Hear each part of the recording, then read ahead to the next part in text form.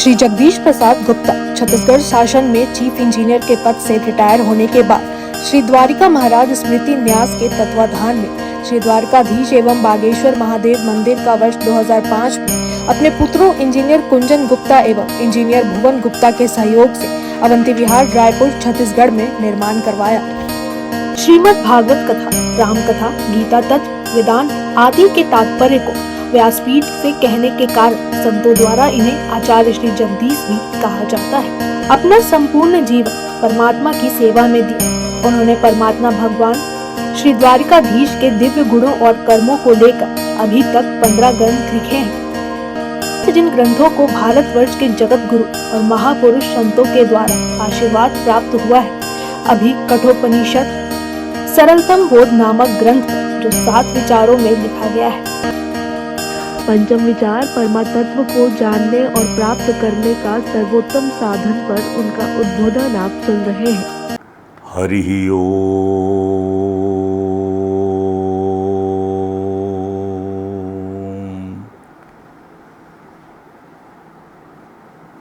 शमं प्रशांतं सुमुखं दीर्घचारु चतुर्भुजं समानकर्ण विन्यस्त स्फुरन् मकराकृत कुण्डलं सुन्दरचारुग्रीवं सुकपोलं शुचिस्मितं हेमाम्बरं घनश्यामं श्रीवत्साङ्घ्रिनिकेतनं शङ्खचक्रगदापद्म वनमालाविभूषितं नूपुरैर्विलसितपादं कौस्तुभप्रभयायुतं सुकुमारम् अभिध्यायेत् सर्वांगेषु मनोदधत् सर्वांगमनोहरं हृदं कृपाप्रसादेक्षणं वंशीविभूषितकरान् नवनीरदाभात् पीताम्बरात् अरुणबिम्बफलाधरोस्तात् पूर्णेन्दुसुन्दरमुखात् अरविन्दनेत्रात् कृष्णात् परं किमपि तत्त्वमहं न जाने। तप्त काञ्चन गौरांगी राधे वृंदावनेश्वरी वृषभानुसुते देवी प्रणमामि हरिप्रिये। गुरुर्ब्रह्मा गुरुर्विष्णु गुरुदेवो महेश्वरः गुरुर्साक्षात् परब्रह्म तस्मै श्री गुरुवे नमः। यस्य देवे परा भक्ति यथा देवे तथा गुरौ तस्य हेते कथितार्था प्रकाशन्ते महात्मनाः। गाइए। हरे राम राम राम हरे हरे, हरे कृष्ण कृष्ण कृष्ण हरे हरे, हरे राम राम हरे हरे, हरे कृष्ण कृष्ण कृष्ण हरे हरे, हरे राम राम हरे हरे, हरे कृष्ण कृष्ण कृष्ण हरे हरे, हरे राम राम राम हरे हरे, हरे कृष्ण कृष्ण कृष्ण हरे हरे। बोलिए परात्पर परब्रह्म त्रिलोकीनाथ, भक्तवांछा कल्पतरु, भक्तवत्सल कृपणवत्सल शरणागत वत्सल भगवान श्री द्वारकाधीश महाराज की जय। भगवान श्री बांके बिहारी लाल की जय। भगवान श्री रास बिहारी लाल की जय। भगवान श्री राधा दामोदर नाथ की जय। भगवान श्री राधा कृष्ण सरकार की जय। श्री सद्गुरु भगवान की जय। समस्त गुरु भगवान की जय। श्री चैतन्य महाप्रभु जी महाराज की जय। देवर्षि नारद जी महाराज की जय। भगवान श्री व्यास जी महाराज की जय। परम भागवत भगवान श्री सुखदेव जी महाराज की जय। जय श्री राधे, जय जय श्री श्याम। परमात्मा कैसा है, हम बात कर रहे थे। परमात्मा कैसा है, किसी महात्मा से किसी ने पूछ दिया कि परमात्मा कैसा है, तो महात्मा बोले जैसा तू है वैसा परमात्मा है। तू बोलता मैं कैसा हूं, जैसे परमात्मा है। तो जैसा परमात्मा वैसा तू, जैसा तू वैसा परमात्मा। तो ये बात महात्मा लोग बारंबार समझाते हैं कि तम अवेही सो अस्मि। तम अवेही, उस परमात्मा को ऐसा जानो कि वह आप ही हो, मैं ही हूं वह परमात्मा।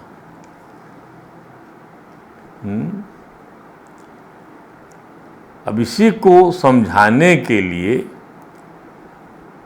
भगवान सनत कुमारों ने जब ब्रह्म ज्ञान का उपदेश दिया महाराज पृथु को, तो उन्होंने स्पष्ट किया कि देखो राजन, आप समझो क्या। आत्मानम् इन्द्रियार्थांश्च परं यदुभयोऽपि। आत्मानम् इन्द्रियार्थांश्च परं तद उभयोऽपि। सत्याश्रये उपाधौ वै पुमान् पश्यति नान्यदा। सत्याश्रये उपाधौ वै पुमान् पश्यति नान्यदा। आत्मानम् इन्द्रियार्थांश्च। आत्मानम माने इस जीवात्मा का, मेरा अपना, मेरे स्वरूप का इंद्रियों के साथ में संबंध जो है वह कैसे मालूम पड़ता है। कोई संबंध नहीं है इस परमात्मा रूपी तत्व का इंद्रिय रूपी पदार्थों से, कोई संबंध नहीं है, पर फिर भी मालूम पड़ता है। तो क्यों मालूम पड़ता है? वह इसलिए मालूम पड़ता है कि हमारे अंतःकरण में अपने संबंध में एक पूर्वाग्रह है कि हम ये हैं, हम इंद्रिय वाले हैं। जितने भी किस्म के टाइटल आप ले सकते हैं अपने अंतःकरण में, अहंकार के फलस्वरूप, अहंकार मन बुद्धि चित्त और अहंकार चतुर्थ अवस्था, जो अहंकार चित्त के अंतःकरण की चतुर्थ अवस्था जो सब में है, अहंकार मैं, इसकी वजह से वह संबंध। तो ये इसको क्या कह दिया? इसको भगवान सनत कुमारों ने उपाधि कह दिया। ये उपाधि जो है ये अंतःकरण की उपाधि, जिसमें मन भी है, बुद्धि भी है, जिसमें अहंकार भी है, ये सब चीजें वहां पर है। इसकी वजह से संबंध है, इसकी वजह से जो है संबंध रहता है। इन दोनों का संबंध कराने वाले, इन दोनों का संबंध कराने वाले अहंकार का अनुभव होता है, ऐसा भी कह सकते हैं। अहंकार का अनुभव कराता है इन दोनों का संबंध, क्योंकि चिदाभास तो हमेशा रहेगा। अब आगे समझाया कि वैसे भी आप अपने आसपास के परिप्रेक्ष्य में उपाधि से ही आप जो है अपने पराये का भेद देखते हैं कि ये मेरा है, ये पराया। यहाँ तक कि अपने स्वयं के लिए भी आप उपाधि लेते हैं।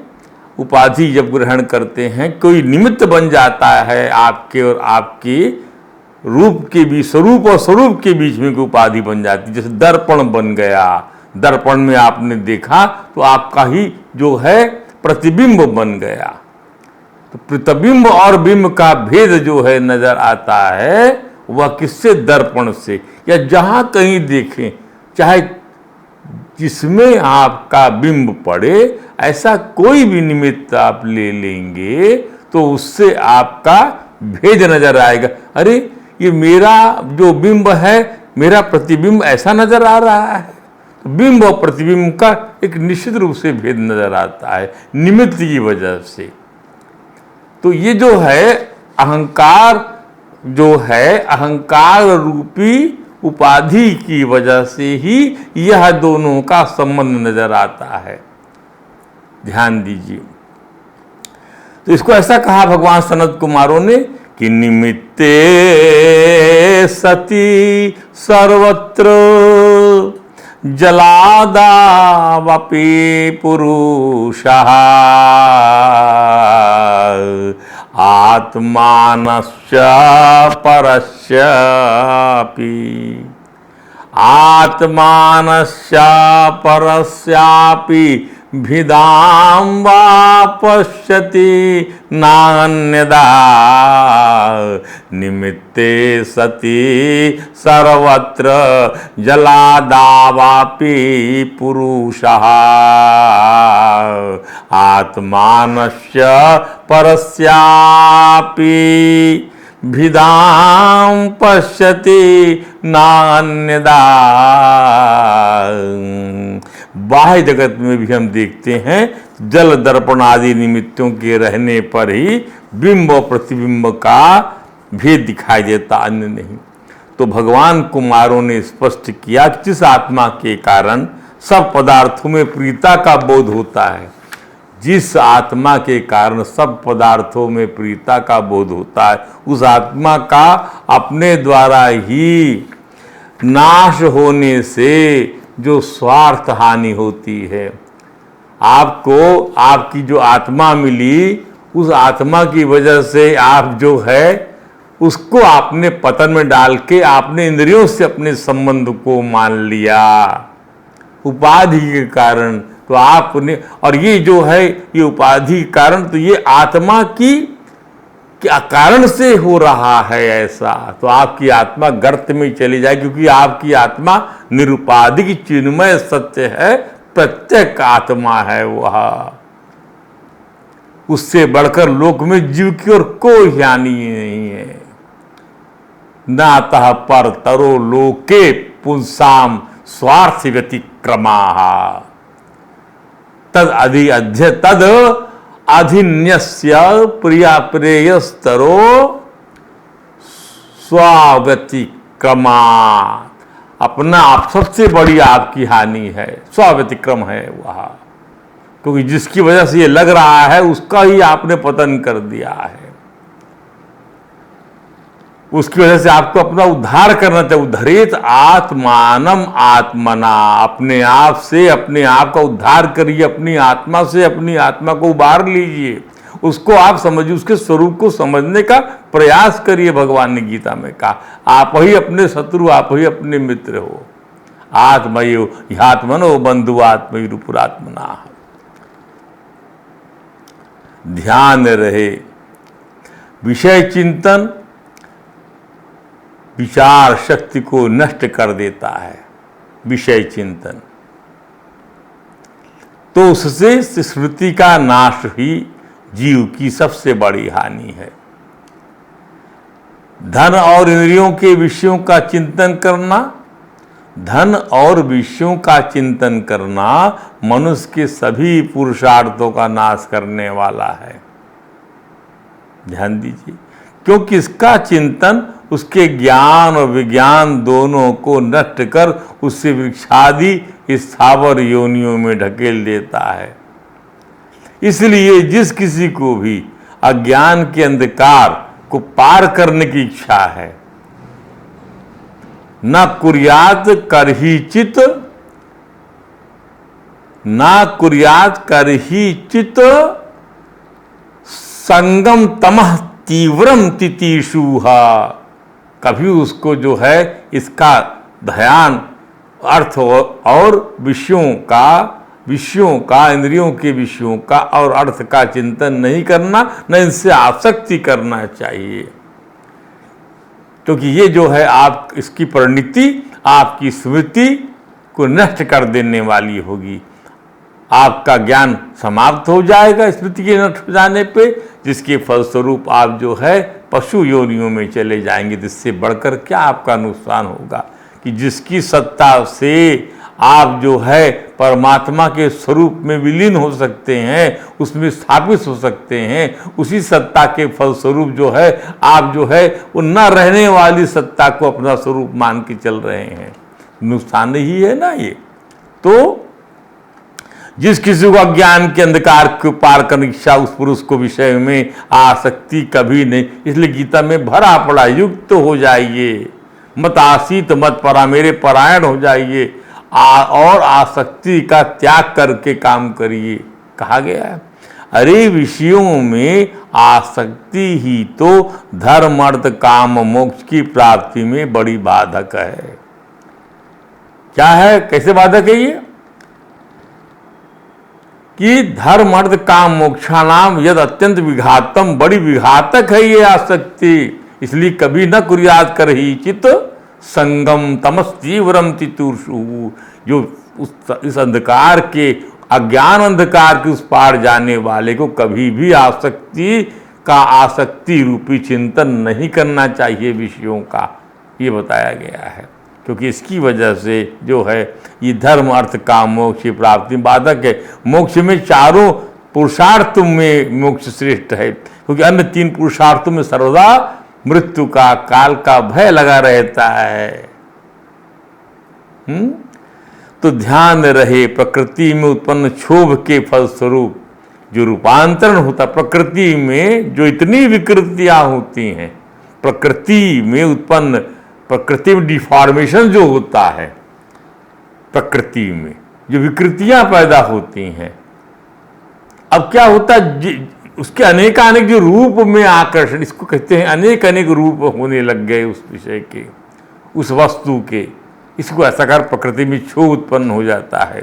उसके फलस्वरूप क्या होता है, उसके रूपांतरण के परिणाम स्वरूप कितनी राग है, कितने संगीत हैं, कितनी लय है, कितना ज्ञान भरा पड़ा है, कितने विद्युत के रूप हैं, ऊर्जा के अनेक रूप हैं। ये सब डिफॉर्मेशन से आते हैं।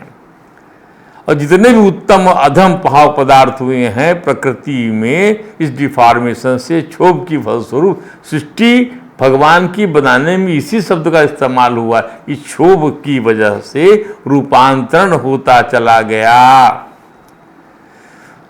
और इसकी वजह से कोई कुशल से रह सके, इसमें ऐसा कोई भी नहीं है। जैसे मान लीजिए आपने कोई डिजाइन, आज कोई नई चीज बुलाई, कल नई चीज आ जाएगी, तो आपको लगेगा ये हमारे पास नहीं है, ये हमारे पास और इस डिजाइन का होना चाहिए था। काल भगवान उन सभी कुशलों को कुचलते रहते हैं। इसलिए भगवान कुमार ने, सनत कुमार ने महाराज पृथु को समझाया कि राजन प्रकृति के इन रूपांतरणों की वजह से जो विषयों में रूपांतरण हो रहा है, जो तो आकर्षण की प्रवृत्ति भी बदलती रहती है और आपका लोभ, आपका काम बढ़ते चला जाता है, कभी उसे शांति नहीं मिल पाती है। तो उसको कहा, इस प्रकार से कंक्लूड किया कि परे अवरे चये भावा गुण व्यतिकरादनु न तेषां विद्यते क्षेमम् ईश विध्वंसितासिसम्। प्रकृति में गुण क्षोभ होने के बाद जितने भी उत्तम और अधम भाव पदार्थ प्रकट हुए हैं, उत्तम और अधम भाव, उत्तम भाव प्रकट होते हैं, कितना सुंदर है और कितना नीच है, ऐसे भाव प्रकट होते हैं। तो उसमें कुशल से रह सके कोई भी नहीं है। काल भगवान उन सभी के कुशलों को कुशल देते हैं, जैसा कि पहले भी स्पष्ट किया गया है। अस्तु उन जीव के नियामक भगवान को जो अंतर्यामी आत्मा रूप से सर्वत्र साक्षात प्रकाशित हो रहे हैं, उन्हें तुम वह मैं ही हूं ऐसा जानो। राजन तम अवे ही सो अस्मि। पुनश्च जिस प्रकार माला का ज्ञान हो जाने पर उसमें सर्वबुद्धि नहीं रहती, उसी प्रकार विवेक होने पर, विद्या की संपन्नता होने पर यह सर्वबुद्धि नष्ट हो जाती है। नहीं, ये माला ही है, ये आत्मा ही है, ये हमारा स्वरूप ही है, हम भ्रम में पड़े हुए हैं। इसका संबंध इंद्रियों और प्रकृति के साथ इसके संबंध को मानकर उसी प्रकार फिर यह सर्वबुद्धि रूपी माया प्रपंच जो कार्य कारण रूप से प्रतीत होता है मिट जाता है। जीव को स्वरूप का बोध हो जाता है, वह स्वयं को कर्म फल कलुषित प्रकृति से परे, कर्म फल कलुषित प्रकृति, कर्म फल से प्रदूषित हुई मैली हुई प्रकृति से परे जो उसका स्वरूप है। अब कर्म फल से कलुषित प्रकृति हो गई, इस कलुष की वजह से आप इसका उपयोग नहीं कर सकेंगे तत्व प्राप्ति के लिए। आपको बारंबार जो है इस जब तक कलुष का निवारण ना कर सकेंगे तो कर्म फल का जो कर्म का बंधन उसका फल है, उसकी आसक्ति है, जब तक इसका निवारण ना कर सकेंगे तो कैसे स्वरूप बोध हो पाएगा आपको। तो हम इसीलिए प्रकृति कर्म फल कलुषित प्रकृति से परे है हमारा स्वरूप, नित्य मुक्त है हमारा स्वरूप, निर्मल है, परमात्मा के साधर्म को प्राप्त होने वाला जो हमारा अनुभव है उसमें अवरोध हो जाएगा। इसलिए हमको कर्मफल कलुषित प्रकृति से परे अपने स्वरूप तक जाना है।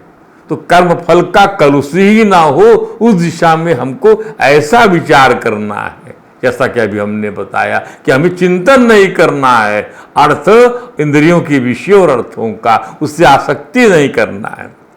और इसकी उपलब्धि के लिए हमें भज वासुदेवम का आग्रह करना है। अपने उपदेश का समापन करते हुए भगवान सनत कुमारों ने बहुत सुंदर बात कही, आप उसका आनंद लीजिए।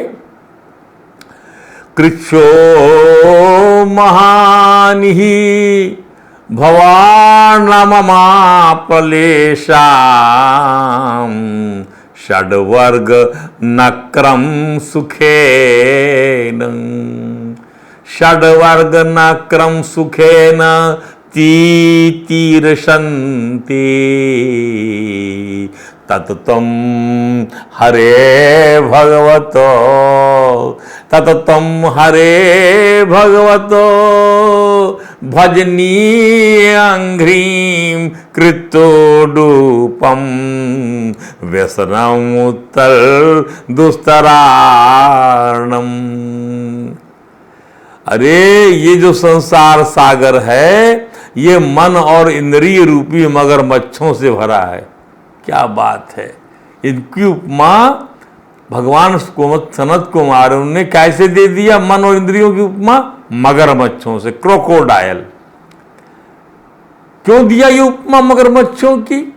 मगरमच्छ जो है हमेशा धोखे से पकड़ता है अपने शिकार को, यही मगरमच्छ ने ग्राह को पकड़ लिया, धोखे से उसके पैर को पकड़ लिया। और ये जल में जो है भारी होता है। जल क्या, द्रव्यात्मक रूप, विषय का रूप जो है ये द्रव्य माना गया है, ध्यान दीजिए। और जो धरती है, जो थल है, वो कर्म का रूप माना गया है। यहां पर जो है जल में मालूम ही नहीं पड़ता कौन कहां छुप गया है, और धरती में तो खोज निकालेंगे, जल में जरा दिक्कत जाती है। तो मगरमच्छ जो है वह धोखे से मालूम नहीं पड़ता, और जो है वह पकड़ लेता है पैर को, और जलचर होने की वजह से मजबूत रहता है। तो विषय ग्रस्त हैं ये, इतना प्रबल आकर्षण है इनके संबंध में कि बुद्धि को हर लेते हैं ये लोग, बुद्धि को पकड़ लेते, ग्रैब कर लेते हैं। वह चिंतन नहीं कर पाती बुद्धि, इसलिए मगरमच्छ कहा है। उसके जबड़े से छूट नहीं पाता है विवेक, इसलिए मगरमच्छ कहा है। और इन मगरमच्छों से भरा हुआ ये मनोमय कोश आपका, तो इस और विज्ञानमय कोश तक जाने नहीं देते कोश हमको। तो इस संसार सागर को योग आदि दुष्कर साधनों से पार करना चाहते हैं आप, योग आदि दुष्कर साधनों से उसका उस पार पहुंचना बहुत कठिन है। कृच्छो महानी भवाणमप्लैषाम, जो योग आदि साधन से पहुंचना चाहते नहीं पहुंच सकेंगे आप। इतने बड़े समुद्र को पार करने में भगवान हनुमान जी को अपने योग आदि को जो भूल जाने का तात्पर्य है सुंदरकांड में, उसका तात्पर्य क्या है? भूल जाइए कि हम ये संसार सागर को हम पार कर सकेंगे। हम केवल और केवल राम जी की चरणों की नौका बनाकर ही पार कर सकेंगे। जो तत्तम हरे भगवतो अंघ्री भजनीय, अंघ्री भजन करने के लायक, प्यार करने के लायक, अंघ्री माने भगवान के चरण कमल, पाद भगवान के चरण कमल जो हैं वो जो है भजनी है। कृत्योडुपम, उडुपम माने नाव बनाकर, अर्थात उस पार पहुंचने का साधन बना लीजिए इसको आप। तब व्यसनम दुस्तर, व्यसनम उत्तर दुस्तर आर्णम, इस दुस्तर आप सागर को पार कर सकेंगे।